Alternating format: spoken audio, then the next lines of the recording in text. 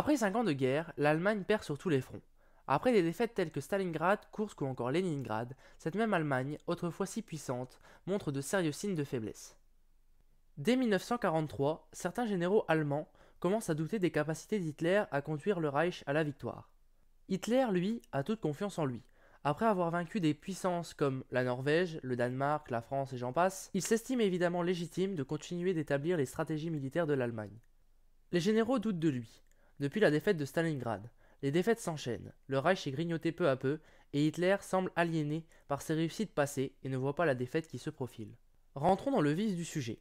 L'opération Valkyrie est une opération militaire, visant à renverser le pouvoir en place. Les nazis contrôlent tout, la propagande, la jeunesse, etc. Ils dominent d'une main de maître l'Allemagne. Certains généraux comme Erwin Rommel n'adhèrent pas entièrement à cette idéologie. Il faut dire qu'en Allemagne, les nazis sont au pouvoir et même si l'on n'adhère pas à cette politique, on suit par peur ou par amour de l'Allemagne. Et c'est donc le cas pour certaines personnalités du régime. Quand on parle du complot du 20 juillet 1944 ou de l'opération Valkyrie, nom de code de cette même opération, on pense à un simple attentat pour se débarrasser d'Hitler. Mais ce n'est pas que cela. On peut clairement parler d'une tentative de coup d'État.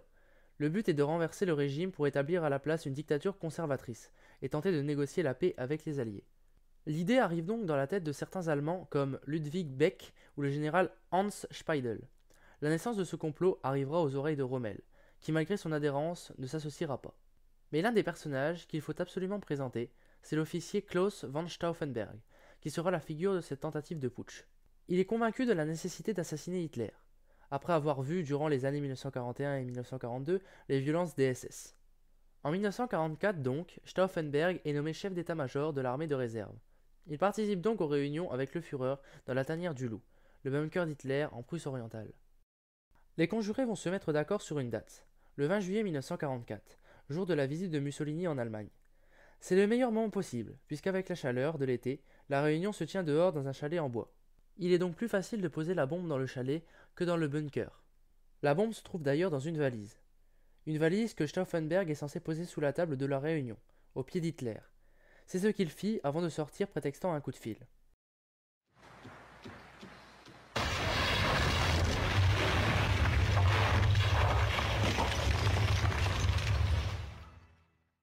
La bombe explose et souffle le chalet dans un bruit retentissant.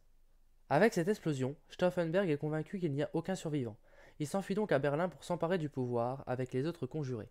Mais avec une chance inouïe, l'attentat blessa que très légèrement Hitler. Une chance incroyable, puisque quasiment tous les autres seront gravement blessés.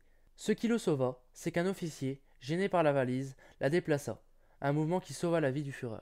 À son arrivée à Berlin, Stauffenberg apprend que personne n'ose bouger, faute de la certitude de la mort d'Hitler.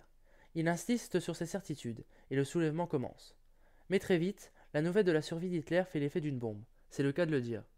Par cette annonce, le coup d'État s'effondre. Joseph Goebbels reprend la main à Berlin et Himmler prend le commandement de l'armée de l'intérieur. Stauffenberg et les autres conjurés sont arrêtés et exécutés.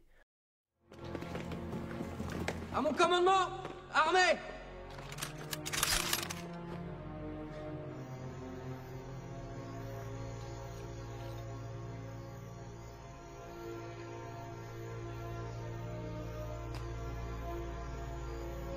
Nous devons montrer au monde que nous n'étions pas tous comme lui.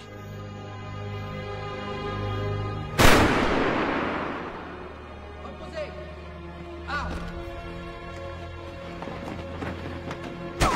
Feu!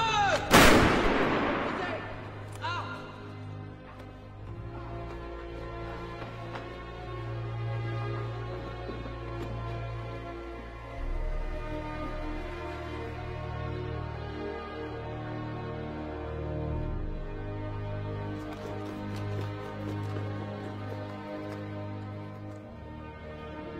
Stauffenberg. Le peuple sait que pour nous, les principes passent avant l'intérêt. À mon commandement, armée! En joue!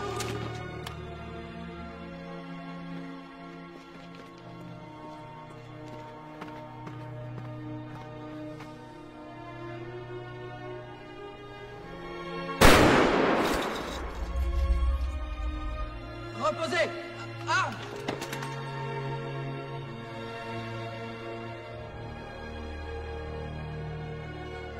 Vous pouvez nous remettre au bourreau. Mais dans 3 mois, ce sera le peuple dégoûté et harcelé de ce pays qui vous demandera des comptes et vous traînera vivant dans la boue par les rues des villes. Emmenez-le!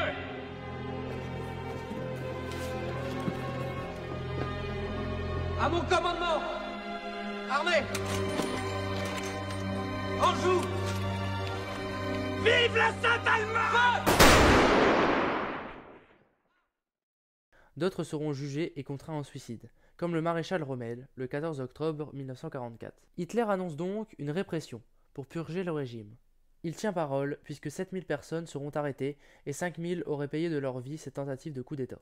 À l'arrivée de Mussolini après l'attentat, Hitler lui confiera que s'il a survécu, c'est que le destin joue pour lui et que la guerre aura pour dénouement la victoire. Le résultat de cet attentat n'aura pas permis de renverser le régime ni de l'affaiblir, il l'aura renforcé.